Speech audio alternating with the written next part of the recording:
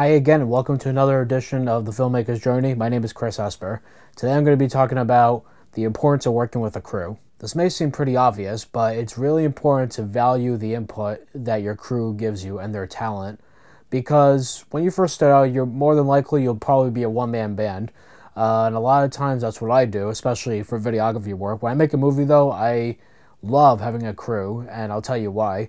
Because when I first started, I did everything myself. I was shooting, editing, lighting, doing sound, etc. It could be really difficult to do all those things at once because your attention then gets divided between 5 different things, but then those 5 different things suffer some way or another. The greatest asset a crew can bring to you is their talent, because there are probably some things that you don't know how to do that that person knows how, and vice versa, and so their talents can make you look good, but your strengths can make them look good in the process. So in a way, you're helping each other. That's how I look at it. Now, to be fair, there are some directors that are really good at doing their own lighting or doing their own editing, etc.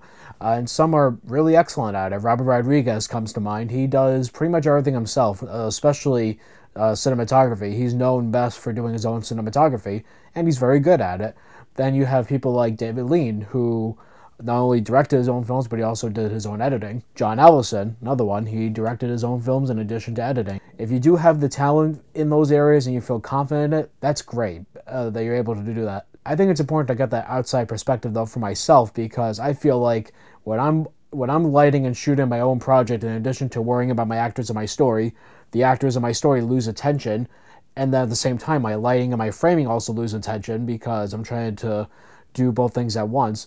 So it's when I decided I'm not shooting my own stuff anymore, because one, I don't think I'm that great at cinematography. I'm pretty good at it where I have a basic understanding, but I feel my strength is in working with actors and come up with the visuals as to what I'm looking for, and then translating that visual to a cinematographer who can successfully make that vision come to life and also throw in his or her own ideas into the mix. And the best part is you learn from these experts that you hire, because then when the next film comes around, you have a better understanding as to what they're talking about. So in the end, I think it's best to try everything and find out what it is that you're best at and what it is that you're not so good at.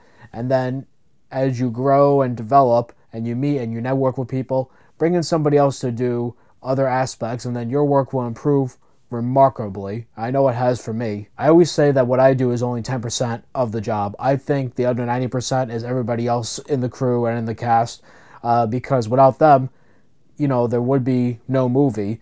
If that was the case and you did know how to do everything, you wouldn't need them. You could just do everything all by yourself, including acting, but it's not as much fun without that collaborative effort, I feel. So that's about all I got for today. I hope this was helpful, and thank you all for subscribing and for watching and sharing, and I'll see you on the next episode.